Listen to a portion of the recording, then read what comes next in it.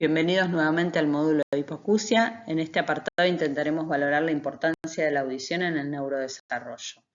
Mi nombre es Mariana Huchli, soy médica de planta del Hospital General de Niños Pedro de Elizalde. No tengo conflictos de interés que declarar. Cualquier duda o consulta podrán transmitirla a través del mail que figura en la pantalla. El neurodesarrollo depende en gran medida de la capacidad de nuestro cerebro para aprovechar y adaptarse a la información proveniente del medio en las distintas modalidades sensoriales. La audición es un fenómeno que sabemos presente desde antes del nacer por la importancia que representa para la comunicación en la interacción con el sujeto y el medio.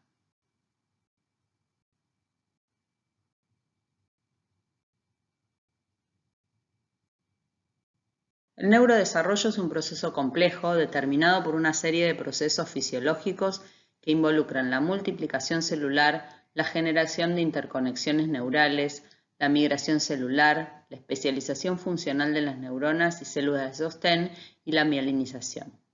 Este proceso está determinado fuertemente por la genética y se ve modulado permanentemente por la exposición al medio a través del input sensorial, entre otros estímulos. La plasticidad cerebral está descrita a través de los cambios anatomofisiológicos del sistema nervioso central como respuesta a los estímulos provenientes del medio. Es decir, es la herramienta de adaptación por excelencia que nos permite aprender y responder a los retos que nos plantea el medio ambiente que nos rodea. La plasticidad cerebral es un fenómeno que se mantiene durante toda la vida del ser humano, pero tiene restricciones en cuanto a su potencial y en cuanto a las modalidades sensoriales que la propician. La plasticidad madurativa, por ejemplo, es la primera en presentarse durante la vida, en tanto que la regenerativa está presente primordialmente para reparar el daño neurológico en cualquier etapa de la vida. Existen tres etapas básicas en el proceso de desarrollo. Una etapa inicial con proliferación de conexiones neurales, en donde hay un abundante desarrollo de la sustancia blanca, una etapa intermedia en donde predomina la inhibición de conexiones poco útiles, donde se produce una concentración y una memoria de trabajo, y una tercera etapa avanzada en donde hay una maduración e integración de las áreas de la corteza prefrontal y otras áreas neocorticales, donde se produce un desarrollo neurocognitivo con aparición de funciones cerebrales superiores. Todas estas etapas están modificadas y estimuladas por el input sensorial. Desde la etapa prenatal y hasta los 2 años de vida se produce un importante desarrollo de la vía auditiva. La etapa prenatal y perinatal se caracteriza por la generación de conexiones neurales y grandes cambios a nivel cerebral con importantes mecanismos de inhibición de las conexiones redundantes. A lo largo del primer año de vida extrauterino se consolida el proceso de mielinización, mientras que en etapas posteriores se produce un incremento en el espesor de las capas profundas a expensas de la migración celular. Queremos precisar las edades en las que se produce este desarrollo. Podemos decir que la etapa inicial abarca desde la vida intrauterina hasta los 2 años de vida extrauterina. Una etapa intermedia se comprende entre los 2 y 6 años de vida y una etapa avanzada entre los 6 y los 18 años. Debemos recordar que en esta etapa inicial, que comprende los primeros 1000 días de oro, se produce el mayor desarrollo de la vía auditiva y pasado este tiempo hay procesos que no podrán ser desarrollados nunca. Un concepto clave para entender el fenómeno de la audición es comprender que el órgano diana del proceso auditivo es la corteza cerebral auditiva, o dicho en otras palabras, escuchamos con el cerebro, los oídos nos permiten oír. Esto supone un complejo proceso que implica el correcto funcionamiento de cada una de las estaciones que componen la audición, desde el oído externo hasta la corteza auditiva primaria y sus diversas conexiones centrales. Como parte de este fenómeno y como respuesta al estímulo auditivo, se desarrolla la respuesta verbal para completar el proceso de la comunicación, entendiendo que el habla constituye la expresión verbal del lenguaje, que incluye la articulación. Sobre este fenómeno se desarrolla el lenguaje, tanto verbal, no verbal como escrito, que supone la expresión y compresión de la información. Sobre la base del lenguaje, a su vez, se constituye la comunicación, que permite la interacción entre al menos 2 seres capaces de expresarse y comprenderse. La comunicación supone entonces el lenguaje en todas sus formas y lo trasciende. El proceso de aprendizaje del habla y el lenguaje permite estructurar las habilidades de lectura, pensamiento abstracto, condiciona el comportamiento y las emociones y determina el desempeño social del paciente. Como dijimos en la charla previa, los distintos tipos y grados de hipoacusia, así como su momento de aparición y el contexto personal y sociocultural del paciente, pueden determinar distintos grados de afectación del neurodesarrollo. Dijimos, existe esta etapa particularmente crítica en el desarrollo de la vía auditiva. Esta ventana comienza en la semana 23 de gestación y se extiende hasta los 2 años y medio, 3 años de vida. En esta diapositiva podemos observar los distintos hitos en el desarrollo de la vía auditiva y cómo influyen en el neurodesarrollo. También supone un desarrollo escalonado del lenguaje, que a su vez nos sirve como parámetro evaluativo de este desarrollo.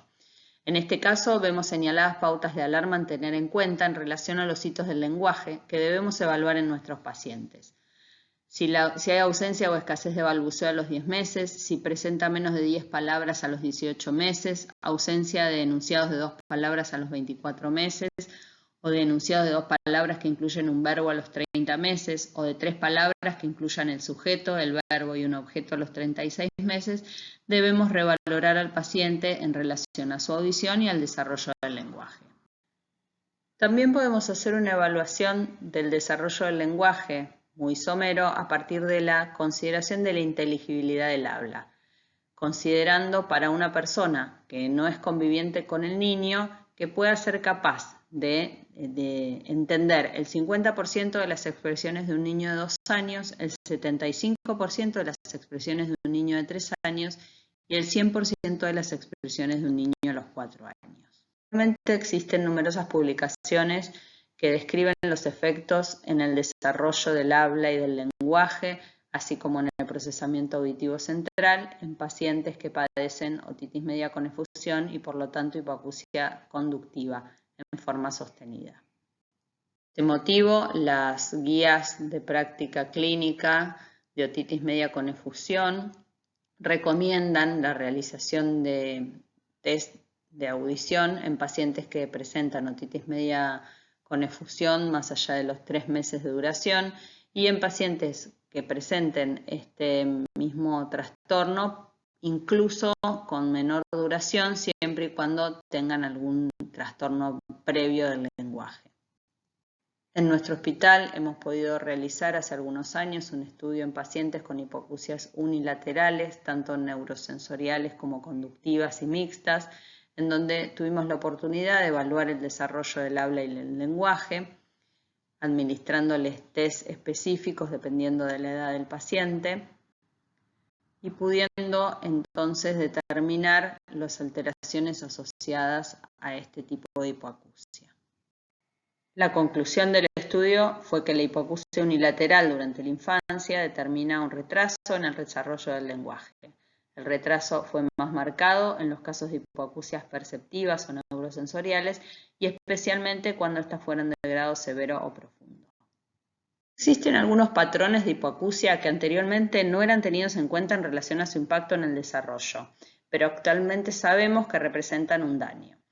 Estas son la hipoacusia permanente leve, como se ve en el primer gráfico, entre 15 y 44 decibeles, la hipoacusia unilateral de cualquier grado y tipo, con audición normal contralateral, y las hipoacusias de altas frecuencias, en donde la audición se encuentra en niveles normales entre las frecuencias 500 y 1000, y existe una pérdida de al menos 20 decibeles en por lo menos 2 frecuencias a partir de la frecuencia 2000 Hz.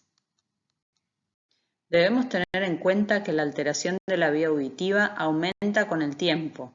Puede verse sumado un componente conductivo fluctuante muy frecuente en la infancia y se conjuga con condiciones asociadas que puede presentar el paciente y que empeore su pronóstico.